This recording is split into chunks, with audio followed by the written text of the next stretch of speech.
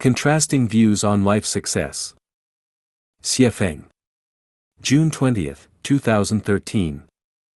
The erroneous life views passed down over thousands of years need to be corrected. Traditionally, it is believed that a successful life means earning a fortune, achieving high official positions, gaining fame, bringing honor to one's ancestors, and being admired by others. In Lifechanyuan, a successful life means living healthily, peacefully, smoothly, and satisfactorily throughout one's life, always being happy, joyful, free, and blessed. In the past, we believed that in order to lead a happy, joyful, free, and blessed life, certain prerequisites were necessary.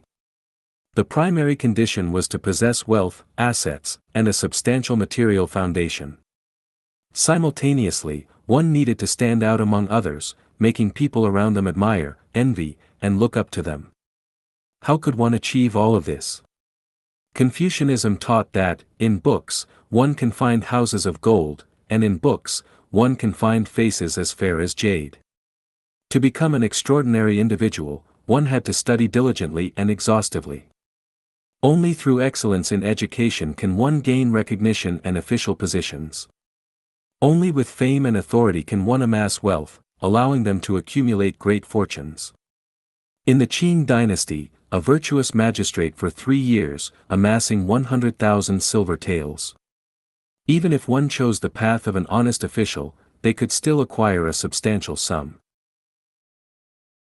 However, if someone was even slightly greedy, their earnings over 3 years would surpass 100,000 silvers.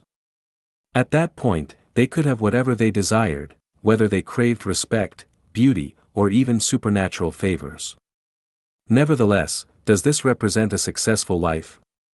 Even if it did, how many people could truly enjoy such a life of luxury? Thousands of troops and horses pass a single log bridge, but how many can make it across? Some fall off, get injured, or even drown in the river. Even if they all have managed to cross, they have grown old, their legs weaken, and by the time they reach middle or old age, their happy childhood has been drowned out by books, their beautiful youth gnawed away by books, and their blissful youthful years spent competing in the world of books. Is this what we call a successful life? I consider it the tragedy of life, a failure. After striving and toiling for most of their lives, what do they have to show for it? Not to mention middle age, even in old age, they haven't achieved the wealth, power, fame, gains, or carnal pleasures they idealized. What else can we call this but a failure in life? Therefore, the traditional concepts of success and failure in life are erroneous and must be corrected, otherwise, the tragedy of life will continue. So, what is the path to a successful life? Childhood should be filled with joy. Youth should be filled with play, fun, and passions. Young adulthood should be filled with dreams and ideals. Middle age should be filled with diligent work. Old age should be filled with leisure and self-care. Reaching the end of life with no regrets, no hates, and no unfulfilled desires, being content and smiling even in the tomb, is an ideal and successful life because it aligns with the way of the greatest Creator. Is it possible to achieve this?